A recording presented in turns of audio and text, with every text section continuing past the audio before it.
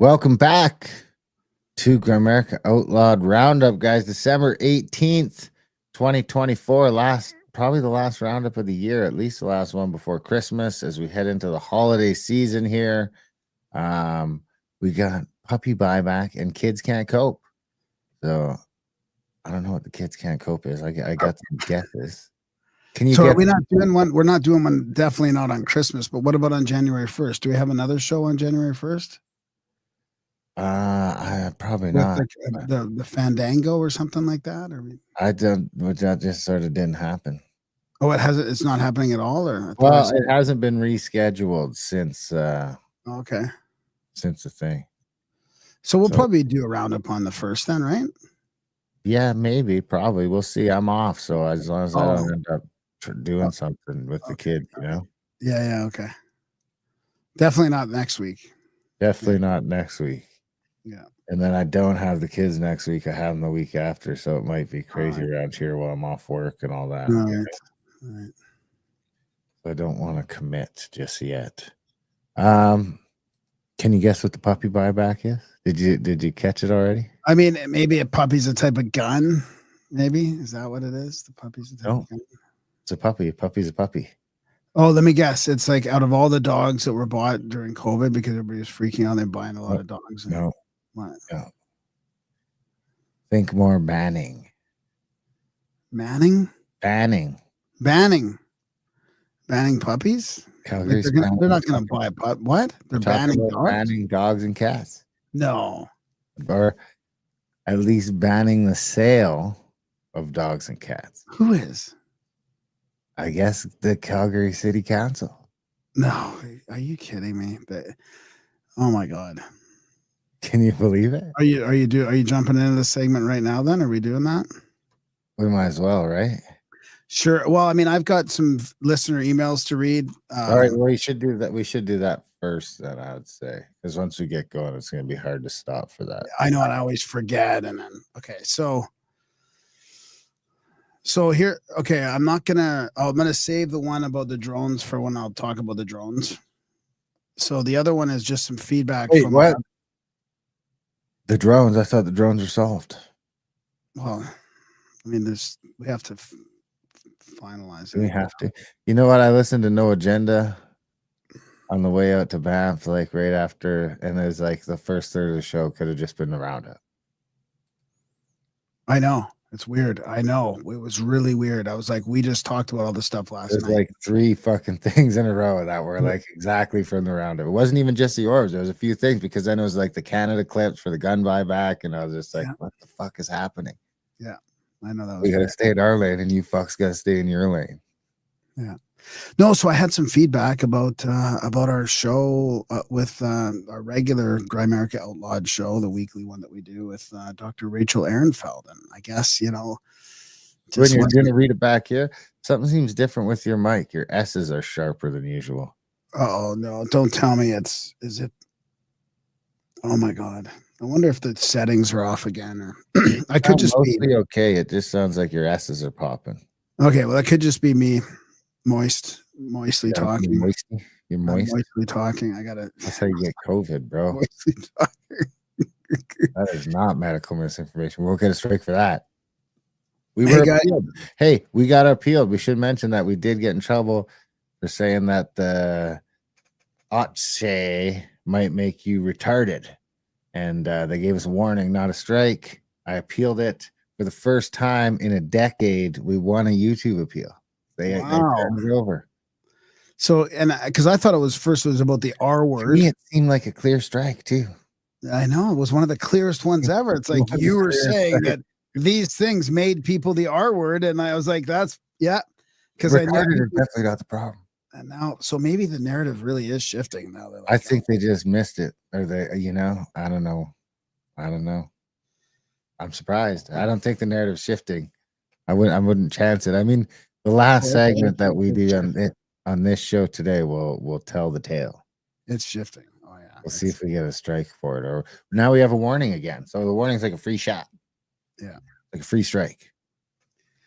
So I got some feedback about the Rachel Ehrenfeld episode. I mean, because that's our other weekly show. Like, oh God, now we've done it. Even after all the anti-Semitic shit we got accused of, now we're gonna get. I know that's why we should stay out of the Middle East. We should just stay out of the Middle East. It's just everyone should. Everyone should. No-win situation. Just turn the whole fucking place to glass. That could be for podcasters. That could be for us and our money as a country. It could be for everything. Just stay out of the Middle East. Just go flip it. Just nuke it, and we'll go collect diamonds over there in another 100,000 years. It says, guys, don't cover war, says the Freedom Conversation podcast. Yeah, I know. That's pretty much it, right? Because you got to pick a side. I mean, if you don't pick a side, then you're. I have very clearly not picked a side. I reiterate that. And even with the Jew, I didn't pick a side. I tried to push back a little bit, but she got getting feisty right away. And it's like, okay, well, I don't feel like doing this because I don't give a fuck enough about the other side to fucking whine to them about that either. You know what I mean? I just don't. I'm not going to defend the other side. So no, I know. I'm just going to listen to your Jew propaganda. So, guys, I've been listening to you from the early days. You can search my name and find donations. How could you let this person push their views without some solid questions? Is disappointing. You need to do a little more research into what is going on in Gaza and not accept everything you are told. So I kind of went back and forth a little bit, and I was like, well, can you give us some examples? Because I was like, I don't remember like spots where I was. I mean, I remember it was a bit difficult because we didn't see her. I wasn't on video. We just had her like on audio only, so we didn't have that visual ability to kind of jump in and cue. And I wanted to let her talk a little bit too. But anyways, he says, if you've been paying attention, well, for a starter, you did zero pushback. If you've been paying attention the last couple of months, there's been a slaughter in what will be formerly called Gaza, as Greater Israel is currently being established as Gaza or Syria, but soon to be part of Greater Israel. I'm not anti-Jew, but what is going on in Gaza is clearly genocide, and your happy-go-lucky conversation was kind of disgusting for someone who I thought challenged the status quo. Good luck to you if you're on board, but perhaps you're focused on subscriptions and at the cottage sessions to make dollars. I don't know what that meant at the cottage. So I went back and forth and asking, again, more about like, well, do you have any examples? Like, what would you have pushed back on? I mean, because it's weird to me. This is the weird, is dichotomy the right word, where she wrote the book called The Soros Agenda. I felt like I pushed back a little bit. She went deep. So I thought a little bit. She went back deep into Soros. And I mean, I guess that means she's on the right. And then I guess the thing is, being on the right these days, it seems like they're supporting Israel. It seems like that's the way she was a total Israel shill. I mean, we can say that. I mean, yeah, she was born. That's her accent. She's Israeli. So, I mean, we've done enough shows, like you said right off the bat, about the other side, right? I was like, well, can't we do one on this side? Not about the other side. Not about the other side. We just did shows about Israel being evil in other ways, not about the war. You know what I mean? Yeah, I think there's been enough. I think we've talked about it enough. Anyway, I still maintain that I don't care. I don't take a side. I don't care. It's Semite's gonna Semite. Okay, so I don't need to read the rest of all the parts where he actually did give me a bunch of like spots that we should have pushed back on. Do you want to hear them? No, I don't. No. You can send it to me and I can read them privately, but I don't think we need to go through it on the show. Do you? No, we don't have to. No, if you don't want, that's fine. I don't want to give this guy any airtime. Well, no, I appreciate him. I do. I appreciate his feedback. And he said at the end, he says, thanks for your responsiveness and thoughtfulness. All the best to you and your families. Like it ended up I appreciate the feedback. It's just, we should just not go there. Being accused of being a Jew apologist, man. It's like the last thing on earth I could imagine being accused of right now. Like if I was to tick off anti-Semite in one box and like Jew apologist and like whatever boxes, it floors me. It's like you listened to one fucking episode. Well, the other thing is too is we were going to do Soros. We booked it for Soros way back when, and then the Syria thing happened after we had booked the show. And I mean, yeah, I'm not up to speed on Syria. So, and I thought we explained that who cares? I mean, it just seems crazy that like is this the only episode you ever listened to? You haven't listened to any of the ones where I put my foot in my mouth on this exact topic. Yeah, you know, not this exact topic, but a spin-off of it. I mean, we did a fucking episode on the blood libel. So I know. Anyway, moving on. Can we move on to the puppy ban? Yeah, let's just move on. I'll read the other email when we get into the drone thing. So I read a thing today that some dude shot down a drone, and as long as it's within 100 feet of the ground, you're okay in most states. Definitely not in Canada. I seen some videos shooting at some drones that seemed a little unsafe. That I might not have taken that shot. So did you see the guy shooting the actual drone, shooting a drone at the drone, like with a drone gun, and it's a drone? No. You have a video of that? I would like to see that. Yeah. All right. So you're not gonna believe this. I mean, I just heard this I ended up because I was with the old man today, driving around with him for a bit, and he always has to listen to local news, and this comes on, and I'm like, what the fuck did they just say? So I had to Google it, and sure enough, it turns out to be true. I mean, tell me if you can believe it. Whoops.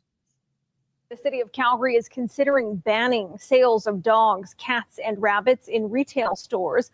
Alyssa Carpenter joins us now from West Hillhurst. Alyssa, why is the city looking at a retail ban? Well, Dallas, this motion was put forward by Ward 8 City Councillor Courtney Walcott. It also has the support of the Calgary Humane I bet you money Courtney Walcott is a lonely white chick. Society. Walcott says it's really about protecting animals and making sure that those that are surrendered are going to good, loving homes. We realized that a lot of stores actually ended up doing this. It's a dude named Courtney with a couple of fucking diamond earrings. I mean,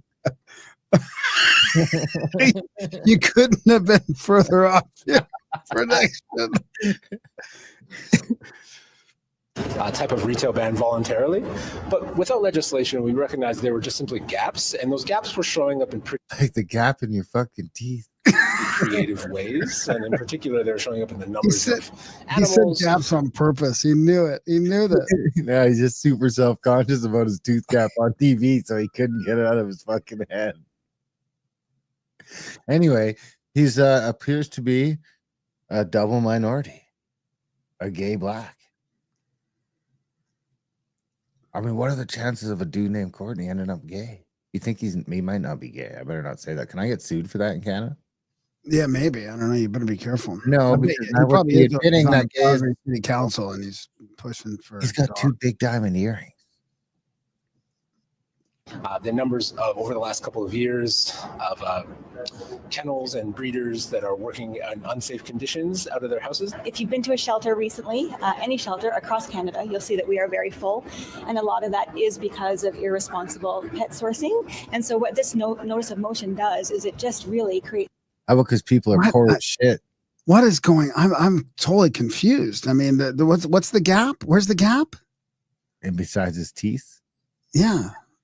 Can you go back? Can you go back to like 30 seconds? And I'm interested in this because when I was in Vancouver in the 90s and the early 2000s, right? It was really interesting because dogs were allowed in all the restaurants and the stores. Like it was becoming. I hate that shit. That drives me nuts. Keep the fucking dog off the plane. Keep the dogs out of the store. I was living in Kitsilano, and the dogs were like allowed everywhere. Everybody had their dogs out, and this was back in the late 90s. I hate it, man. I don't agree with this bringing the dogs into fucking weird places, man. It's like, fuck off. Anyway, all right. I won't. Because that was back in the day where if you're allergic to dogs, you just got to be careful where you go.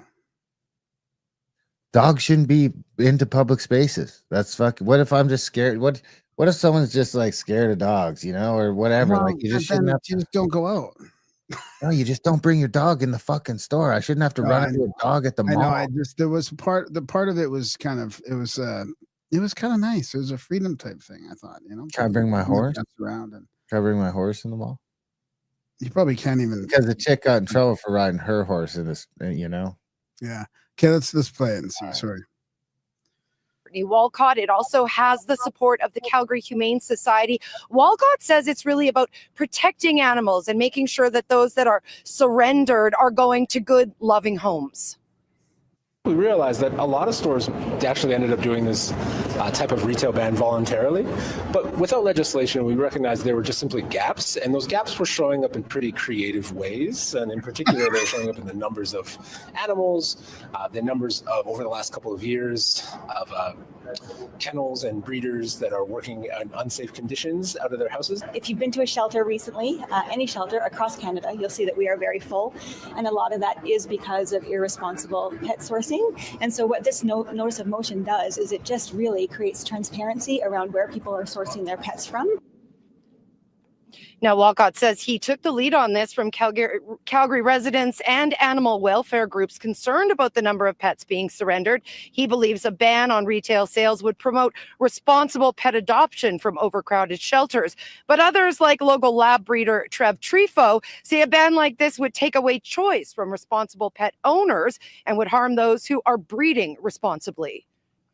I can't speak for all breeders, but I think if they're going to look into it, they should also look into the breeders as well, because there are a lot of breeders that shouldn't be doing it. And it's, for us, we have a full return policy. You know, if the dog's not working out or for whatever reason they can't have it anymore, the dog comes back to me. Now, Trifo breeds labs I'm kind of lost on what the whole problem is. Like, why wouldn't they explain the problem to begin with? Like, what's the gap? What's the problem? Like, I don't understand. What they're saying is there's too many dogs and cats getting surrendered, so they're going to ban the sale of them. So ban the sale out of retail. So what do you mean? There's retail pet stores. I think retail is pet stores, private breeders, whatever. It's what it isn't is the people on Kijiji selling them under the table, you know. That would probably still happen, I guess, but maybe be made illegal. Instead, so what do? You put it to a shelter and the shelter gives it away. That's the whole thing. Instead of I don't understand what the problem is, though. It's just so you can't buy. It seems like they're just getting too involved in stuff. It just makes me think No Agenda's war on pets. You know, they're coming for your pets. Oh.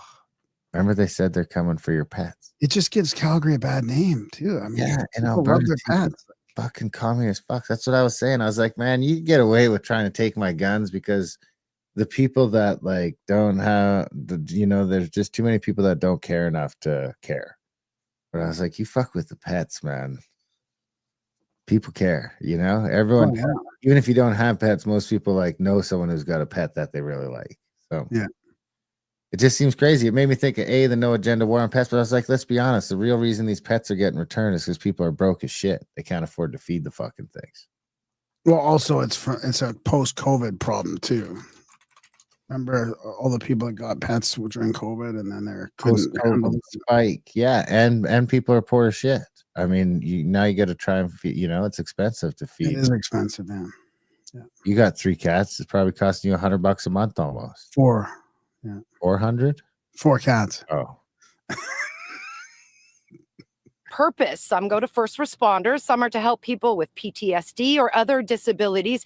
He points out that many of the animals in overrun shelters are pets that were originally sourced from breeders or pet stores. So he'd like to see the city take a look at who is allowed to breed and not breed pets rather than an all-out blanket ban. Now, City Council has directed administration to look into this issue and table a report by the end of Q4 of 2025. So right around this time next year. Dallas. Imagine just even thinking that it's a good idea to or that you have the fucking I don't even know if power is the right word. It's like the audacity to think that you can just start doing this kind of shit. You know, you should be just doing what your fucking constituents want. I mean, I haven't heard of any like uproar about pets. I mean, it's well, it was the Humane Society is in there, so they're probably poking their nose in there and saying like, you guys got to do something about this. Like, I just don't think the news does a good job of describing the problem either. Like, they didn't. That story was just sort of ridiculous. They're a fucking renewable resource. What are the pets? The news? No, just put them down. Make some room. Unpopular opinion, but I mean, there's going to be 10 dogs to replace it. No, you don't want to put them down. Have a fire sale. Have a fire sale. Hey, in fucking January 15th, everything goes. Unless it's a dog. But I still can't grasp the problem. So the retail stores or whoever's selling them they're not in a good condition there. Is that what it is? Like they're in this limbo state between going from too many of them are getting surrendered. Like you took your cats to the Humane Society because that's what I'm saying. So they're getting surrendered. So they're gonna ban the sale. Oh, it doesn't make sense. It's so stupid. I hate to say that because maybe it does make sense, but I'd have to watch that again, and then I'd have to get more details for it to make sense. This is the problem. Well, and not only that is like what is the guy who's selling you the? I mean, do we want the guy who's selling you the dog to like interview you now? Now are we going to give this kind of authority to is there going to be a dog official now that has to come to your house and decide that you're worthy? You might need a license to get a pet. So is it not a supply and demand thing? Like, is it because there's too much supply now? Is that what the problem is? All these middlemen that are selling. It's not that. It's not that. It's just people, man. People are fucking idiots. Maybe what Morgan 8188 in the chat says, could banning pet sales have something to do with Winnipeg couple torturing animals? I think it's just got more to do with the complete lack of responsibility that people seem to have nowadays. So every pet I've ever had, I've kept till actually I pawned a couple off on my mom when I was younger. But they were around in one way or another until they fucking died. So people do. That's like a dying art where a lot of people I think nowadays, like you said, got some pets during COVID, and then we're like, fuck it, man. This dog is too much work. Dog is a lot of work. And then the other thing, like I said, is it's a lot to feed. If you got a big dog, it's got to be $100 a month or more to feed. Anyway, I just say put them down, make some room. Probably a very unpopular opinion. I mean, if you're going to do that, you might as well put them on the dark web like this couple was doing. Nah, man, that is a little inhumane. I mean, I'm kind of group club or torturing animals live and filming it. That's crazy. That is sadistic. I do not condone that. I would shoot those people. But I got a couple stray cats around here. I'm thinking about popping. What? The problem is they're trying to do it when nobody's here because everybody's against it. Really?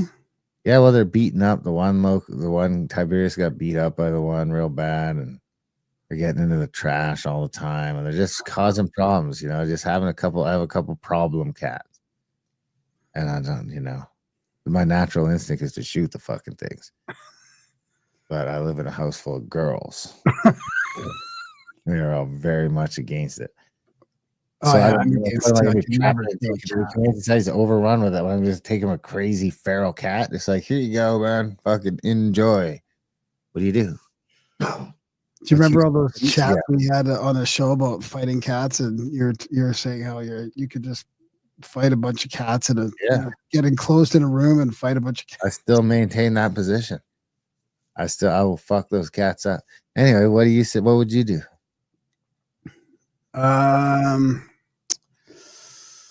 With the strays? Yeah. I don't know. Actually, I don't know. I guess it would depend on how much they're coming around, and maybe feed them in the barn. Maybe start feeding them in the barn or something. Keep them outside as barn cats. What? This is crazy. Now this is like what Shauna says. It's like we don't need to. What are we fucking befriending these things for? Then there's gonna be 4 cats, and then there's gonna be 6 cats. Yeah. Anyway. I digress. Here's another one from at least this one I don't think is in Alberta, but it's somewhere troubling news from government overreach. So, did you hear about this? December 11th, hate speech on social networks, individual charged. No. RCMP Federal Policing Eastern Region has arrested a man in Riviere de Loup for posting hate speech on the social networks, Telegram and X. Telegram, huh? They got them Telegram messages pretty quick, I guess, and even used them in court to charge this guy. Or not in court, not even in court. The cops just used him to charge him. We'll see if they get to use him in court. According to an investigation by the Integrated National Security Enforcement Team, INSET, gross. The individual allegedly posted hundreds of hateful messages in recent months, targeting Jewish communities and sexual minorities in particular. Uh-oh. As some of the offenses were allegedly committed when he was a minor, we cannot reveal his identity. The man was arrested last February for similar offenses and released on conditions. The investigation showed that despite his previous arrest, he continued his illegal activities online. Free speech is illegal now. He is now facing charges of willful promotion of hatred and willful promotion of anti-Semitism under the criminal code. So anyway, do you have information on the illegal blah, blah, blah? So what do you think? Well, it's kind of scary. I mean, it's not a UK thing anymore. What? It's not a UK thing anymore. No, I know. It's kind of scary too, because the real criminals are getting, I mean, you want to hear, let me just follow up on that. And I haven't fact checked this, but let's just say this is what they're worried about, right? They're spending money on hate speech, and look at this. Okay. Can you hear shit. It? This is Mississauga, Ontario, the crime. You can hear that? Yeah. Now I haven't, I haven't fact checked this, but I wouldn't be surprised. I'm in the last 6 months. This is literally the crime capital of the GTA. Look at this madness. You can't even see the city. Look, I zoom in. This is just the last 6 months. Look at all the crime. Look at all the break and enters. Look what's happened to our country. Why is this not covered in the mainstream media? So I think the B is probably break and enter. V might be violent. The gravity of this situation. Look, I just moved into one pocket. Look how many, this entire neighborhood has been victimized, terrorized, break and enters. Literally every single home almost in here has some sort of violent crime. Our federal government has failed our communities, our cities. I can't believe what I'm looking at. This is, and just for the audio, it's like an top down view on this digital map of probably a small area like a county, and it's just full of the crime bubbles that are on there. Insane. What part of Mississauga hasn't been? What's that? It's like San Francisco shit map. Yeah. Victimized. What families haven't been traumatized? Look at this. This is just the last 6 months of data, guys. I can't believe what I see here. The mainstream media is not covering the gravity of the situation. The Mississauga is, this is just unbelievable. I knew it was going to be bad, but this is just madness. This is a madness to another level. Our federal government keeps catching these criminals. Our police departments have their hands tied behind their backs. They can't do anything about it because they get released out the next day. We have done unmitigated, unchecked mass immigration into this country. No background checks. We've imported criminals from around. I mean, I don't want it to blame mass immigration. Like, I just don't even want to make it about that, because there was a problem when I was in Calgary. So 5 years ago, we moved out of Calgary, out of the city, only to a small town just outside in Chestermere, and now further on. What? Because of the zombies. But dude, it was like I had my bike stolen out of the backyard. Our car was broken into. Maria. It's the drugs. I know, but the problem is this is happening across the Western world, right? People are fed up because the real crimes against somebody, like these violent crimes, somebody breaking into your place or stealing your car or your bike, like those are like property crimes against me, or violence against people. That's where they gotta fucking put the smack down, right? That's where it has to be. None of this, all this speech and all this like faux violence, like deal with the real criminals. But you gotta be so selfish, Graham. They're the guy stealing your bike. He's the real victim. Right, exactly. Society has wronged him. And this is why the narrative is shifting. This is why people are fed up all across the world, and the governments don't get it. They're telling us the economy's great, and our GDP's up and all this bullshit, and inflation's down, and people are still having trouble affording anything. I mean, it's getting ridiculous. People are fed up. Well, yeah. Even our finance minister. I mean, what is going on right now? Do you want to? Should I play like a quick clip from PP? Wait, no. Let's do this one. Let me do this one because I feel like let's go because PP's all right, but I feel like this will be a little less partisan to start it off. Is to have our buddy, the angry mortgage guy, because his little rants are just fucking epic sometimes. And I listened to this and I was like, it was a nice little summary because a lot of people aren't going to know what the fuck we're talking about. So this kind of Monday was a pretty explosive day here in Canada. And our buddy Monday, or was it already 2 days ago? I feel like it was just it was Monday. Yeah, it was Monday. What in the world is going on in Ottawa? Holy schmoly, the government's gone crazy. The federal Liberal government seems to have lost its mind. The Prime Minister phoned up Krista Freeland on, I don't know, Thursday, Friday, whatever, Friday morning, a Zoom call. He fired her by Zoom and said, oh, by the way, we're going to find some other kind of a job for you. Don't worry. And we're going to find you some other kind of a job. And you're going to sort of look after like U.S. relations and stuff. But we're gonna find another finance minister to replace you who has been working steadily, being utterly loyal to me, always looking like she was in love with me. You just, if you're Trudeau, that's the way it was. The Freeland always looked like she was absolutely devoted to him, and she acted that way. So Trudeau's position was, yeah, no, I'm firing you. I'm definitely firing you. And unexpectedly, and there's very little planning here because he said, I'm going to announce that I'm shuffling my cabinet and getting rid of you as soon as you deliver the fall economic statement on Monday. That's when, after that, then I'm going to toss you. So unexpectedly, I guess, for Prime Minister Trudeau, at that point, sometime later in the day, the finance minister and deputy prime minister told the prime minister to fuck himself. And you could just fuck yourself. And I quit. And I'm going to put out, and then on Monday morning, she put out a big post on X that basically he was just a bunch of full of gimmicks and political foolishness, and that anyway, all hell broke loose. Everybody heard it. Everybody knew about it. So then what do we? Oh, and then this, like about an hour later, the housing minister quit because he said, even all my immediate family can't support the government anymore. Like my wife and brothers and sisters, they all think the government's terrible. They think I'm okay, but they think the government's all wrong. And I quit. So he quit. I quit. And then this is it's just crazy. It's like a movie.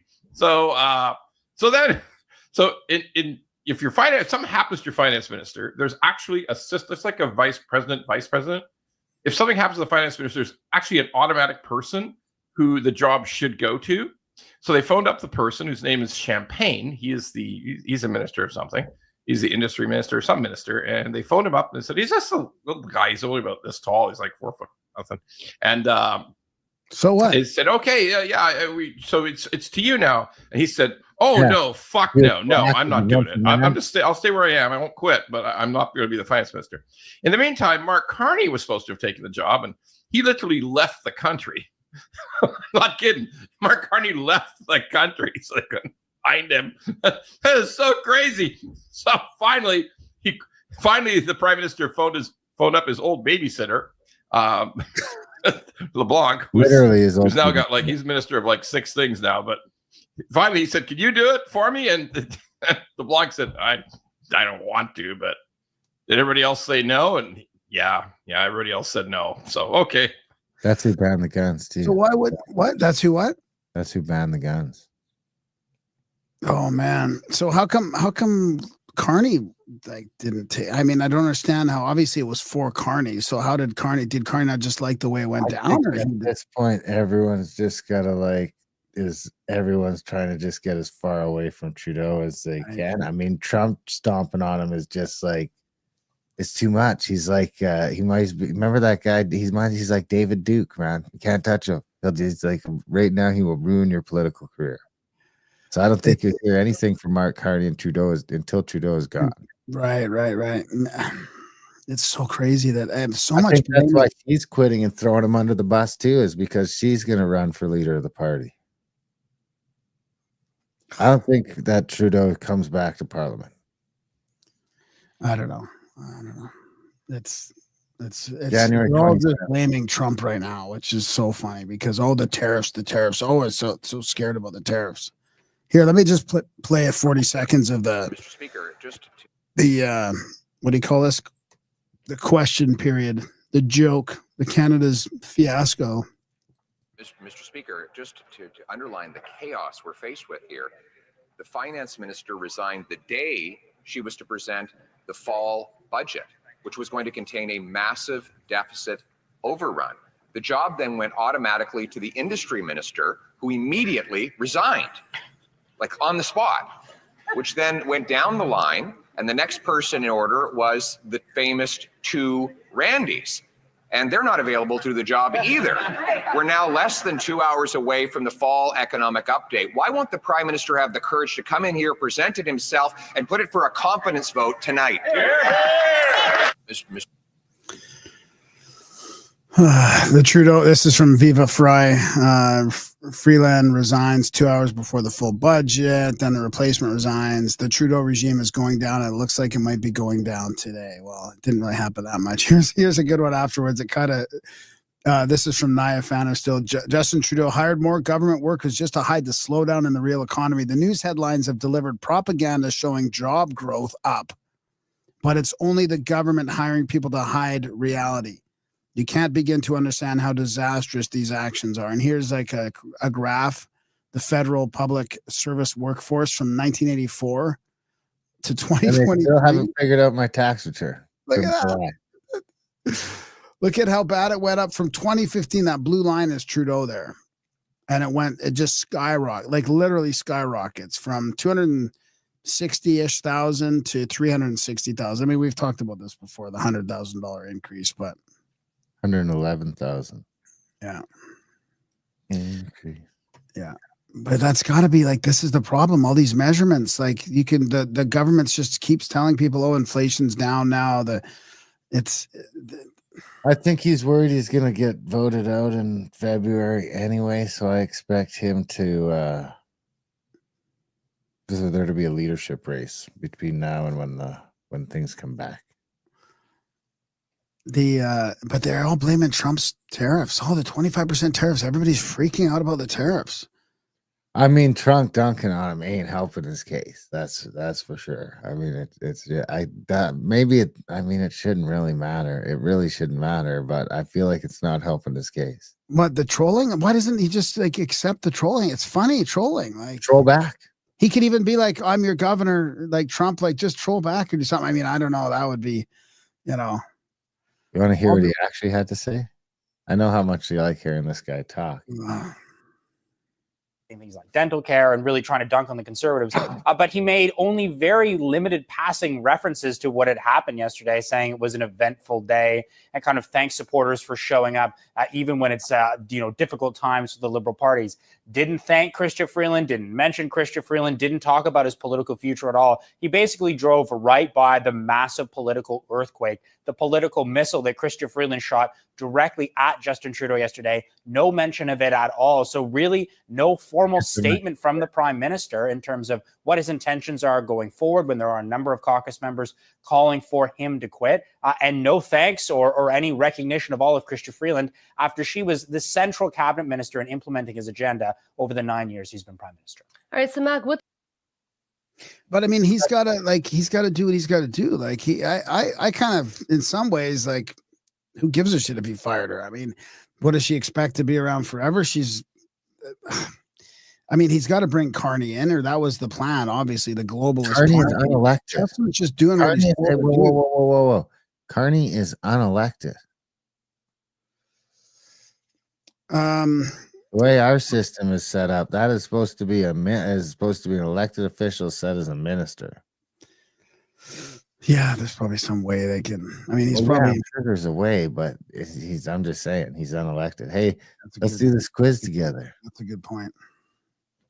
Should I close my eyes? Like, should I not watch No, it? Or? I don't. I haven't even looked at this yet. So, but I figure we should just do this together on the show. This is the budget 2025 consultation for Alberta. So this is Alberta, right? This is Alberta. So I believe it's going to ask us questions about what we think or where we think the tax money should go. Really? Is that what it is? A consultation to the public? Whoever wants to take this survey? I mean, all right. Okay, let's do it. Okay, let me, what's our age? So are you going to do this as if it's your proper, like your real postcode? You got to put your proper postcode in there too. I'll put 45 to 54, or I'll put my age. Okay. All right. Okay, I don't want, this is oh yeah, it's gonna ask you a whole bunch of weird questions too. What is your employment status?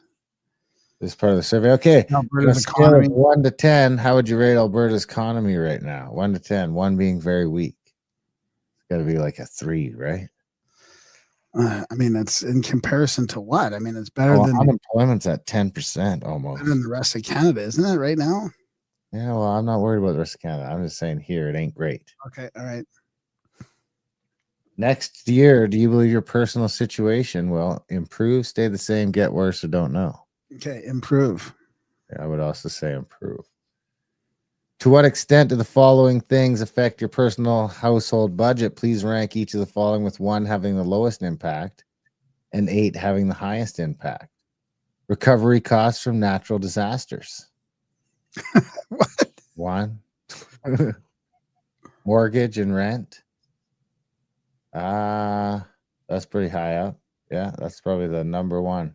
Yeah. Home insurance, man, it's not huge. It's not a big problem. Vehicle insurance, again, not a huge problem. Utilities are a problem. Would you agree? Yeah. I'm gonna put them right there underneath the thing. Actually, you know what? So hang on. Can you only pick one out of one number? Oh, so the number. So I think I'm gonna make utilities is the worst right now. Okay, so it's 1. So this is 1 to 8, and all these questions. So you have to rank. You're ranking them basically. Like you can't pick all. Yeah. Okay. Tuition 2, groceries 5. Okay. Is there anything else that affects your personal or household budget that was not listed above? Carbon taxes. Right? Yeah. And how can taxes not be there? I mean, okay, please rate how unfamiliar you are with each of the following issues that are putting pressure on the provincial government's finances. Alberta's record population growth, pretty familiar. I can see it all over the place. Fluctuating oil prices, what's that got to do with anything? But I'm somewhat familiar. Contract negotiations with unionized public sector employees, including nurses, teachers, and government workers. Haven't heard anything about that. No. Provincial debt, or why would we have debt? I thought we had a surplus. I thought we had money in the bank. Inflation. Very familiar.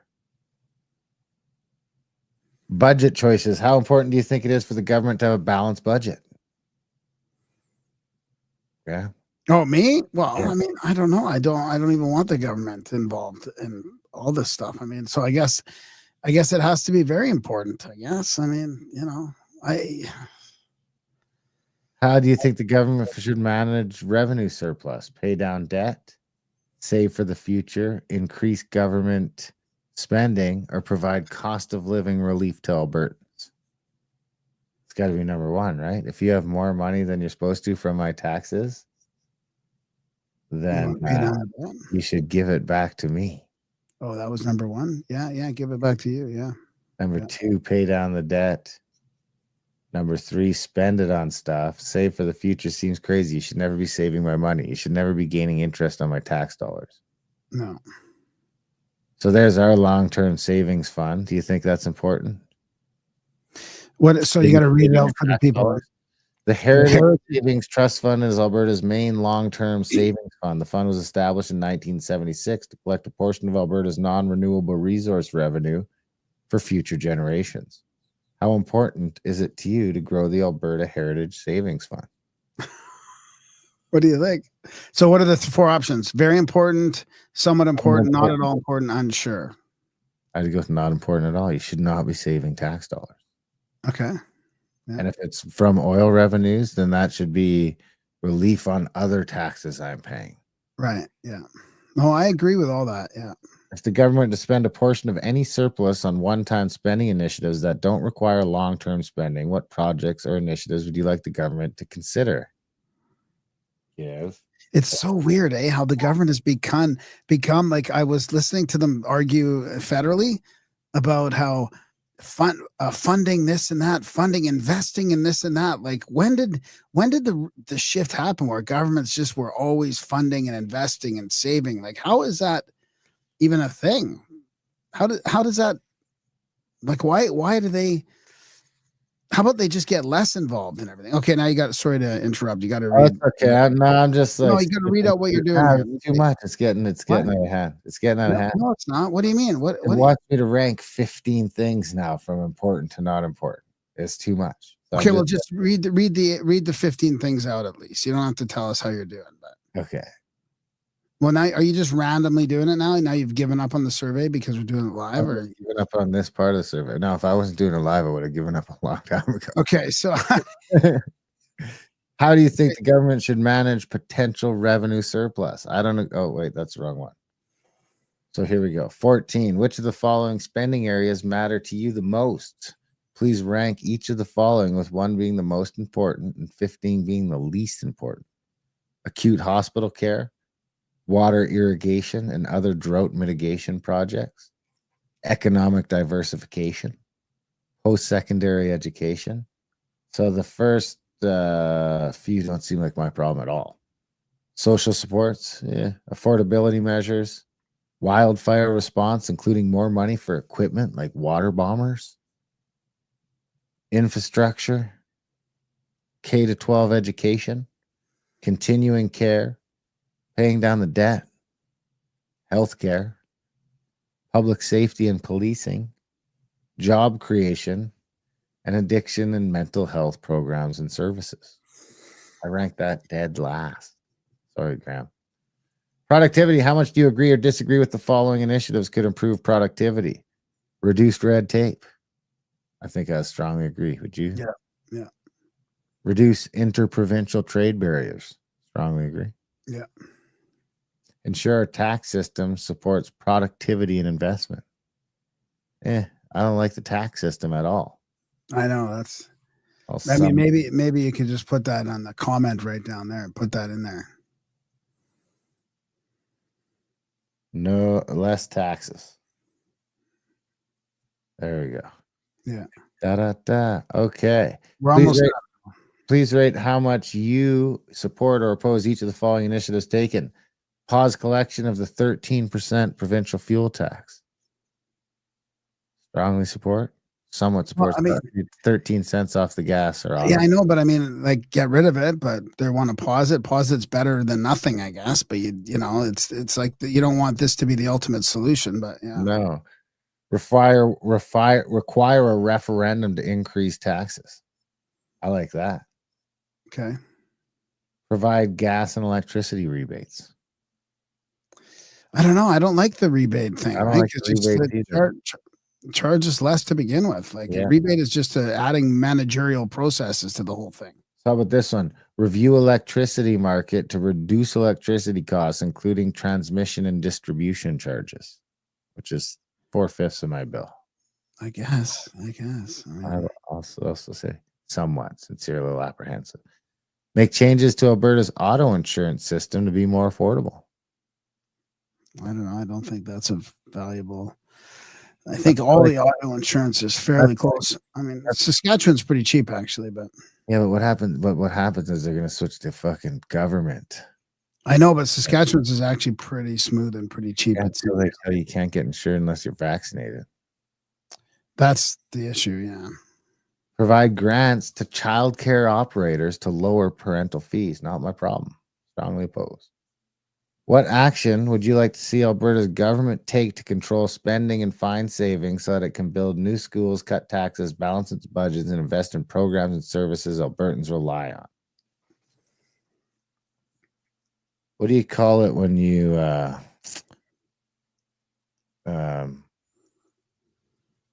cease to exist? When you cease to exist. I'll just put abolish. Abolish. Abolish the state. I mean, that's where we're at, though, right? I mean, really. Very poor. What was that? Well, you can't just skip past that. This is an audio podcast, too. Considering the previous year, how would you rate the government's management of its finances? Okay. Yeah. Alberta governments, but still. Yeah. Very poor. I didn't get any. I didn't get my taxes back. So, do you have any final thoughts to add about budget priorities?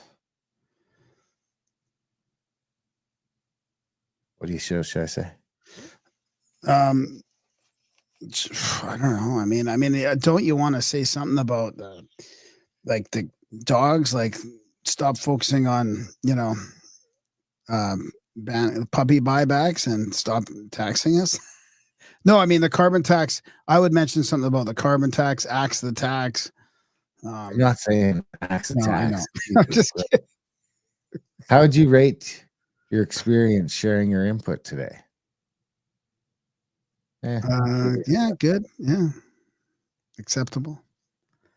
That was it. That was it. There you go. All right.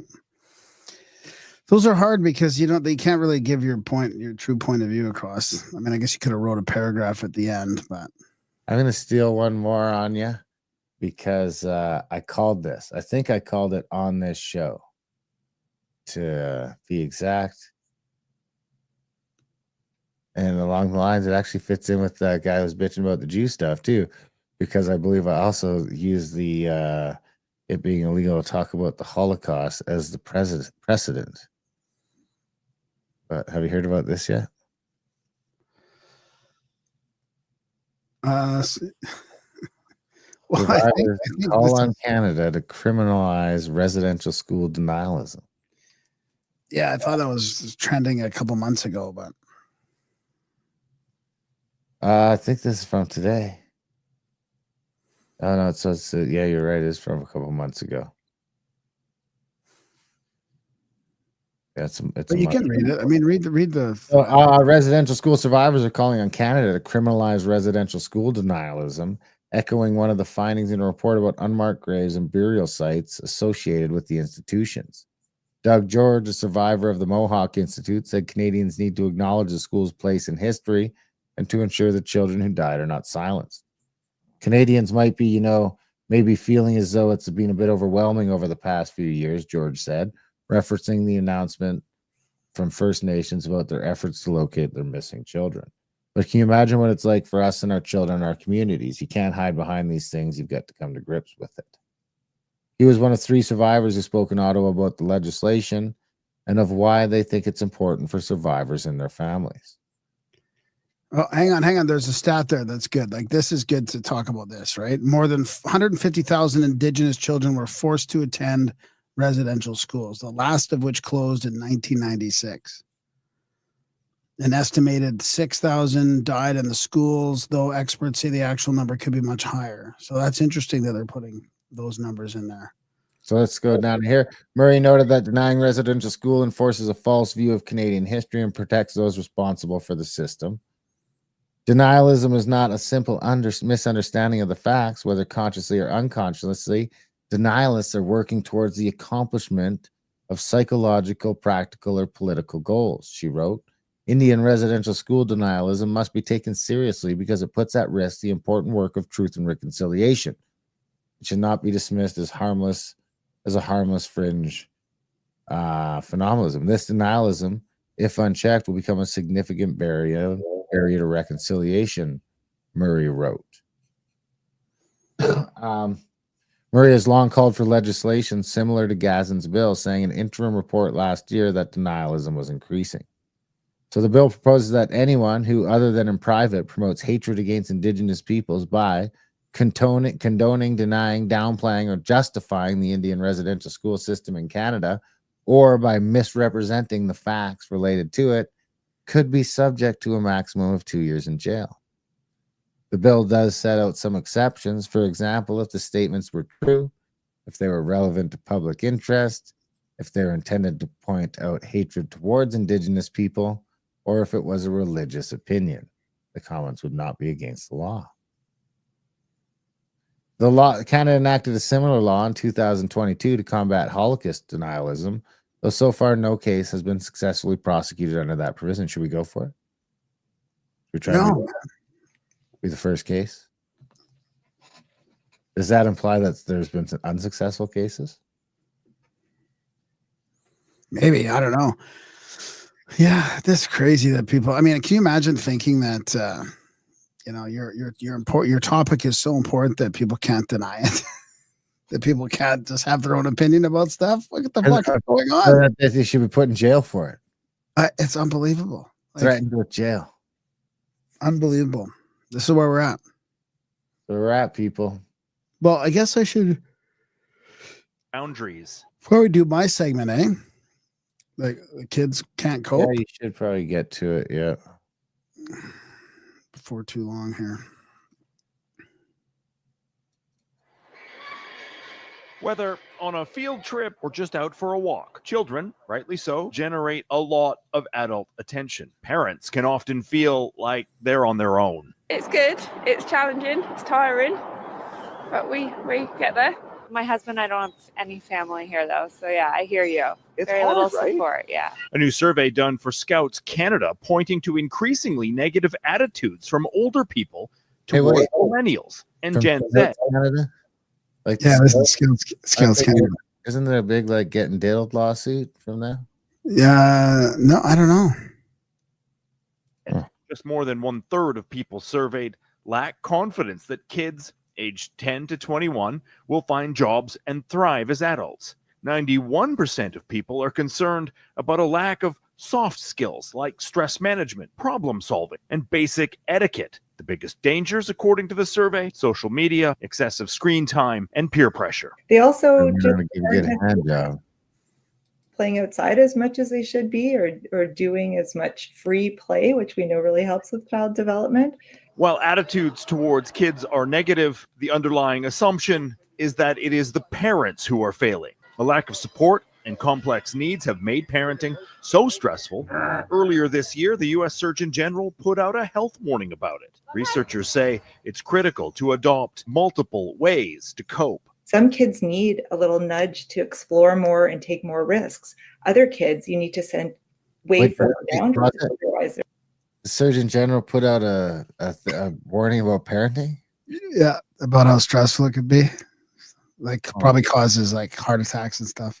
Maybe stop jacking your kids up on sugar all the time. It's going to keep getting into trouble. So you have to know yourself and know who your kid is and focus on that. For years, people have been complaining about younger generations. Kids now have challenges and issues no one 20 years ago could have even imagined. Researchers say don't underestimate kids. With empathy and some firm boundaries, most children should turn out just fine.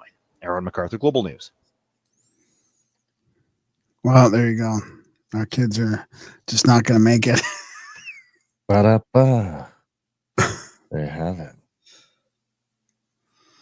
There you have it. I don't know. I mean, it's weird because Gen Xers, Gen Xers are like people think Gen X is such a cool generation, and but we're the ones that are raising a lot of the kids these days. So who thinks that? Everybody. I mean, everybody. Yeah. I think the only one who thinks that is Gen X. I mean, you guys really think everyone's thinking? You guys, you're in here too with me. You're at the tail end. You're on the cusp. I'm the first millennial. Oh yeah, Millennial 1. I should make a movie about my life. It'd be pretty boring. Except when I drove the C train, that part would be exciting. I mean, the Gen Xers we really did have the best of both worlds. I mean, we grew up with computers as, teenagers in our early 20s, but we also got to the free range, play outside type thing with all ages in the neighborhoods. I mean, it was just so good. It was so good. You're definitely Gen X with Graham, Ian. Yeah. The old bastards. He says, I'm not sure what Gen I am, but whatever it is, I am the best. There you go. He agrees with you. We just thought you guys are kind of dorky doing your catwalks and stuff on your dorky bikes.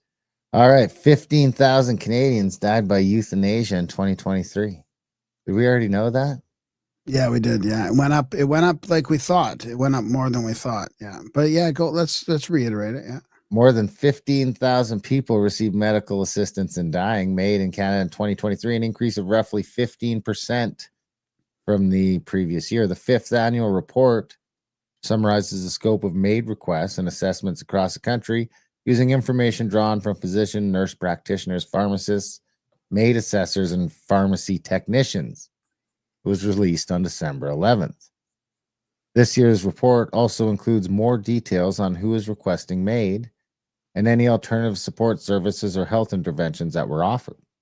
A total of 15,343 people were given MAID among 19,660 applications. What's the approval rating then? It's about 75%, it looks like. Yeah, 75, 80%. From the applications received, I guess I shouldn't be complaining. It's probably saving me money. From the applications received, 2,906 individuals died before MAID could be administered. Another 496 people withdrew their MAID request. Oh, wait, that happens? When did they withdraw it? Like on the way into the room? How many other people change their mind, but it was just a couple seconds too late? I mean, I still think we should come up with a GAID program, Grimerica Assistance in Dying, Oh, yeah, man. I will give you a heroic death. We will gay the shit out of you. Yeah. GAID by Grimerica. And we'll make cool content out of it, too. We'll make a sick Instagram channel. Yeah. Someone will watch your fucking head explode before they go to bed on a reel with some corny music. Although there has been an increase in the number of individuals accessing MAID, the overall rate of growth has slowed, Health Canada said. The number of MAID provisions in 2023 represents an increase of 15.8%. I would have called that 16% with what I learned in math instead of reporting it as 15. Over 2022, this represents a slowing over previous years, which had an average growth rate of approximately 31%, the report said. 2 tracks are available for MAID. Track 1 for those whose death is reasonably foreseeable. And track 2 are for those who are living with chronic condition or illness, but whose death is not necessarily foreseeable.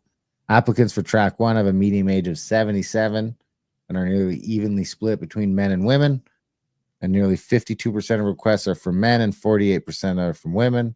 A significant majority, 64%, come from cancer patients. The median age in track 2 was 75.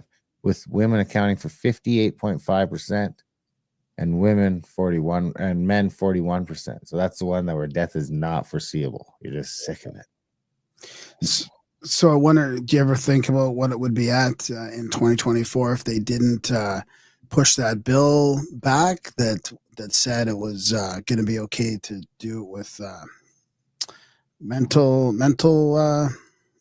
disabilities? It would probably be significant lesser because neurological conditions and other conditions such as diabetes. Oh, because they can't do the mental conditions yet, can they? Or they yeah, can't. They pushed it back, so they didn't get passed, and they pushed it back. Imagine how bad it would be if they could have. Neurological conditions and other conditions such as diabetes, frailty, autoimmune conditions, and chronic pain were the most commonly cited underlying medical conditions among this group, the report said. Individuals in track 2 were also more likely to have a disability compared to track 1 applicants, with reported rates of 58 and 33% respectively. Who is receiving MAID? I do have the report here, but this kind of just can wrap the Epoch Times kind of wraps it up nicely. But we can look at some actual numbers if you want after this. So Caucasians are the most likely to request MAID. Man, it's almost like what a shock. What a shock. they're probably most likely to be recommended MAID too. Health Canada, because if you got caught telling a minority to kill themselves, you might actually get in some trouble. Health Canada is reporting nearly 96% of applicants were white and 1.8% were East Asian. The report also breaks down the ages of those applying for MAID under each category. The largest age group represented was between 75 and 84, followed by 65 to 74. Applications for those aged 55 to 64 came in at 12%, while those between 45 and 54 made up 77.2%. Health Canada also looked into the socioeconomic background of the applicants, finding that Track 2 applicants are most likely to be from lower income households, living in neighborhoods that are considered unstable, meaning higher number of renters, more apartment buildings, more single individuals, and a higher number of those who have recently moved. Those in lower income neighborhoods are more likely to access MAID, with 24% of those in Track 1 for the lowest income level compared to 17.8% of those in the highest income level. So, do you care about the provincial data? No, I don't think so. I think we know Quebec is still leading the charge, right? Quebec and Ontario are leading the charge, which would make sense with their population. But I mean, Quebec is way out in front. They've got Quebec killed 5,600 people last year. They're taking a third of them. And isn't that interesting that they're getting all the transfer payments and they're also leading MAID too? I wonder if there's a correlation there. That's 15 people a day. Right? I wonder if there's a correlation. 15 people a day. That's just 1 an hour. There's someone at that hospital in Quebec whose job it is to just kill people all day.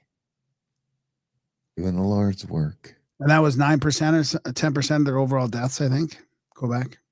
Whereas like for Canada, it was 3.5% or maybe 4% now. And I think it's up to 9 or 10 for Quebec. So the report also found that the number of medical professionals performing MAID in 2023 was nearly 3 times that of 2019. There were 2,200 MAID practitioners in 2023, with 94% being physicians and 5% being nurses. I wonder how much I wonder if they get a fee for that. I know this December 12th survey from Angus Reid found that 40% of Canadians say physicians should not broach the topic of MAID unless a patient initiates the conversation. Well, 43% doctors should be free to introduce the option. There you go. Have you considered killing yourself? I know you're like jab injured, but have you considered to just Whoa. Nobody said anything about anyone being jab injured on YouTube. I think it's okay to say that. That's right, Ian. We will kill you for frailty. Have you considered killing yourself? I mean, I got to wonder at what point, because you go to the doctor always looking at that little computer. Which screen does he go to that is like, ding, ding, ask him about killing himself? There's no hope for this patient. Ask him the question. So the whole report is here. We'll put the link in the show notes if people want to check that out themselves, but it's pretty dry. But all the charts, all the numbers are there from Health Canada's own website. Just came out last week, the new report. Like Graham said, we've had a pretty good idea where it was going to be, but now it's official. Right on. So do you want to just move over to the second half, or do you want me to do the drone wrap up, or? Do the drone, and then I got 2 quickies. So what do you think? Why is the drone thing just in your mind solved? I don't know. I thought I just seen that was going around on social media that they were looking for the lost radioactive something or other. Oh, you think that's what it is in the end? I thought that's what, like, the government said. Oh, did they? Not that I believe the government, but I thought it was federal. Did they say it was like a federal program and they're looking for this stuff or something? Maybe. Like I haven't been like digging into it. Yeah, I know. It seems like I saw something. Whenever everyone else is freaking out about something, I just feel like I try and look around everywhere else and just see like, what the fuck do they not want me to notice right now? Exactly. Well, here's Greg P. He sent me an email about it, and this is a while back now. So this is a week ago. This email is a week ago, and this is his take on the drones. Here's the other take on the drones. Pure U.S. government propaganda to show the world just how easy it is for the U.S. government to control its people. This is a real thing. Other governments, specifically the Chinese and other adversaries, watch the U.S. government flex its propaganda muscles. Other governments monitor the propaganda being laid upon its people and observe with a more inquisitive mind than we would otherwise even give a second thought to. Psyops this large are usually a precursor to another liberty grab. The world recognizes this, and it says to the world, you're not the only ones who control the narrative in your own country. We are more powerful than you even realize and can manipulate people like the best dictatorships around. This is a long rant, but it's my firm belief it's happening. Not only this point, but this comes on the heels of the U.S. balloon floating across our country last year. Same deal. It wasn't a Chinese spy balloon, but if the U.S. government says it is, the U.S. population believes it. That type of event, once again, was used to stoke negative emotions towards an adversary. This does not show the U.S. is weak. It's a classic propaganda tool to make us believe we're vulnerable, when in reality, the opposite is true. But China realizes this and again appreciates just how well our government propaganda is swallowed up by our people. Let's be real for a second. If, and this is a big if the U.S. government or to tell its people these drones, balloons do pose a threat, there would be 10,000 guns pointed at the sky, blowing these things out of the skies, and we all know it. It's a simple observational tactic that can force other governments into deal-making negotiations. And possibilities of government propaganda warfare ready to be unleashed, or more likely simply makes governments uneasy as to why we are even doing such a thing. It buys U.S. time while other nations scramble to learn more about this covert op. This is why the U.S. is actually doing this to its own people. It's less about the impact directly on U.S. citizens and more likely used as a prop tool, causing nations to actually stand down on any operations they planned on making against the U.S. Best regards, Itchy Stacks. Wow. I like that. What do you think? No, I think that's a little more credit than I'd like to give him. Well, Scott Adams says, here's what Scott Drone Adams. warfare in America. Yeah, well, that is interesting, right? The drones, drones are actually here's this one here. Can you see this guy with the gun? Yeah. He actually shoots a drone out of a gun and it clips the wings and it just kills that other drone. Well, does he go get it? Well, I don't know. It's just a clip, like a TikTok clip. I think he seems Russian or something. Anyways, this is Scott Adams says, this was my theory. Uncovered files reveal secret operation at center of drone evasion. So is this what you're talking about? The uncovered files reveal secret operation at the center of drone evasion and why the White House can deny it. Official records show the Army has been developing and testing counter-terrorism drones in New Jersey for years, amid claims of a government cover-up. 2018 defense contract awarded $50 million to a private robotics company to develop craft capable of creating 3D maps of urban areas for counter weapons of mass destruction program. Is this what you were talking about then? No, I don't know. Maybe. I just thought I'd seen something about them being radars or looking for lost radioactive material. Yeah, right. It was that one, eh? Okay. Contract was given out to the armies or by the Army's RDEC, which is Armament Research Development and Engineering Center, which is located in Rockaway, New Jersey, where the mysterious drones were first reported last month. Meanwhile, documents show the FAA issued an air restriction alert on November 21st. So we're going back almost a month now. Until Boxing Day. And then the White House has claimed the drone sightings, which coincidentally began on November 18th, are not a foreign adversary, pose no threat, and are not part of a U.S. military operation. It's a warning to others to stay out of the area during those dates. So Matt Sloan, founder of consulting firm AI Skyfire, told the Daily Mail a contractor developing these drones for the DoD the sightings could be a contractor developing them. I don't know. It just seems too much. It's too much for this. Why would they go to this much trouble? There's a lot of sightings, a lot going on. The restrictions are added when technologies project national security or keep advanced systems hidden from hostile nations. Experts have suggested that the government is secretly behind the drones in New Jersey. I mean, that's what even Trump. Did you hear what Trump said about it? Yeah, he said the government knows what they are. Yeah, here it is right there. Something strange is going on. The government knows what it is. I don't know why they're not telling everybody.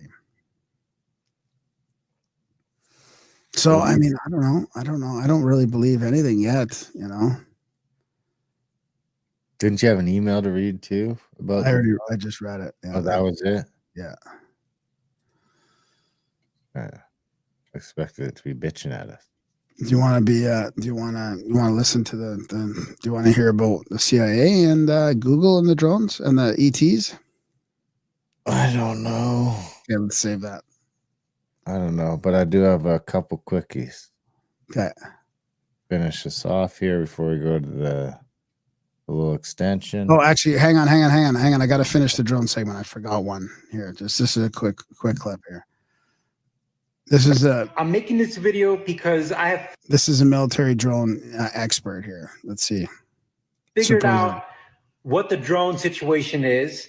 I was in the Army, active duty. I worked on drones. I was a maintenance NCO for some surveillance drones. And before that, I worked on the Apache, the Kiowa. I know aviation.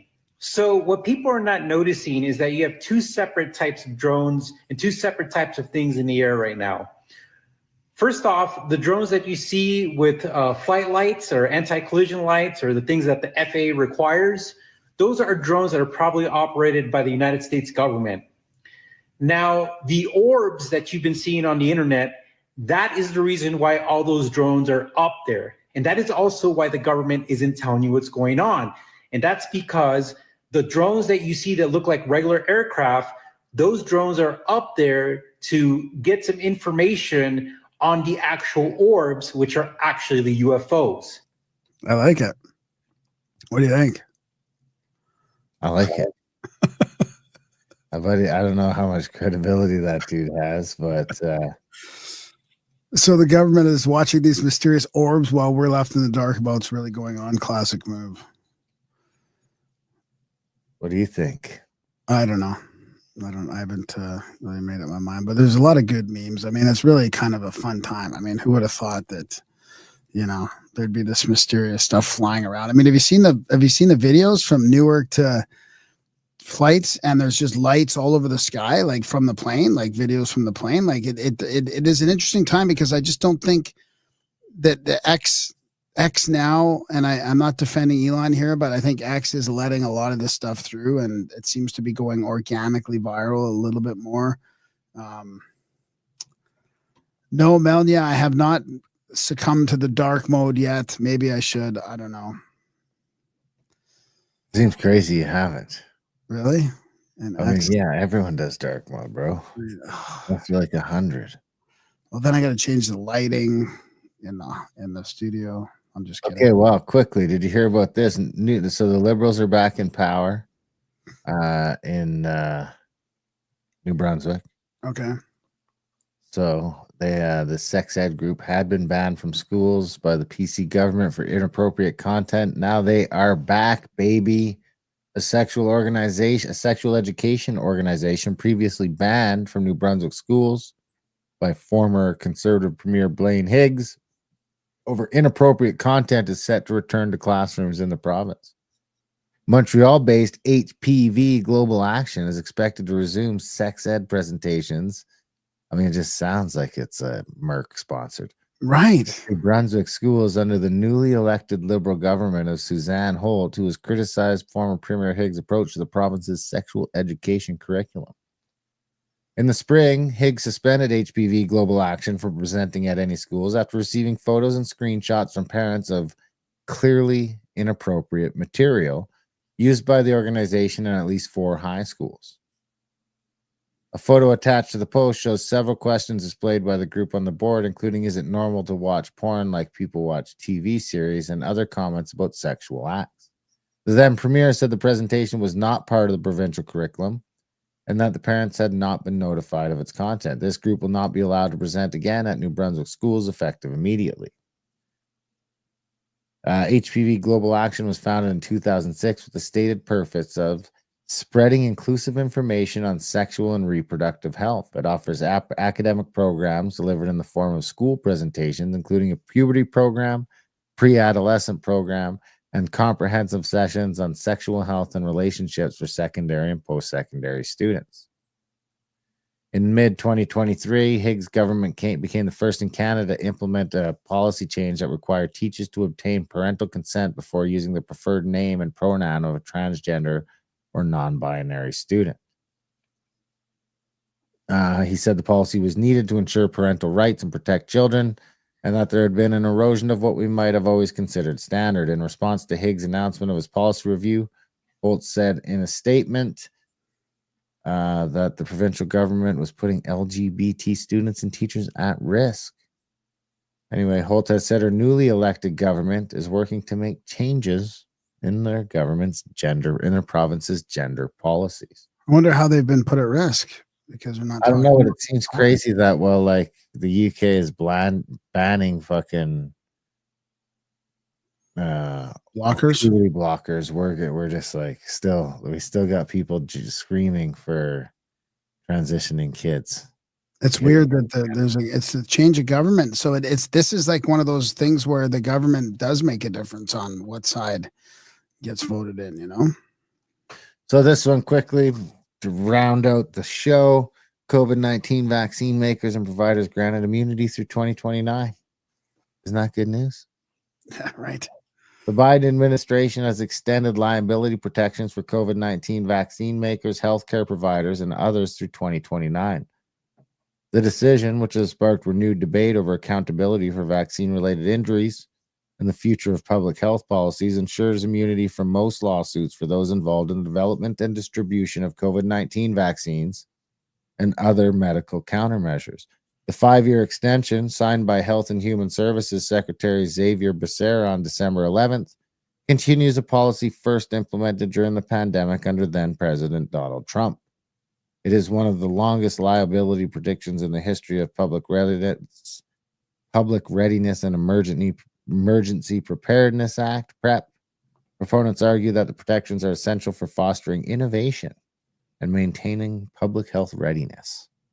But critics contend they leave vaccine injured individuals without recourse. It's worse than that. I mean, honestly, if people are interested in that, I would think they should go to Sasha Latipova's Substack. I mean, they get into how bad that PrEP really is, right? How it's really just a shield for being able to sue any of the governmental organizations or anything. That's right. Not just the vaccine people. So, do you want to? We appreciate you guys. If you guys do want to get the extensions on these and the double the length of all the interviews we do, head over to gramerica.outlaw.ca, and all the different ways to do that are right there on the page. You can do it through different ways, including the website. And then you get the extensions. You support us. You keep us in business. And you get the second half of all the interviews and like an extra 80 episodes or something like that on the Plus feed too. So it's just better. It's best. Awesome. Do it. And then you get the good stuff. Anyway, we love you guys either way. And tune in.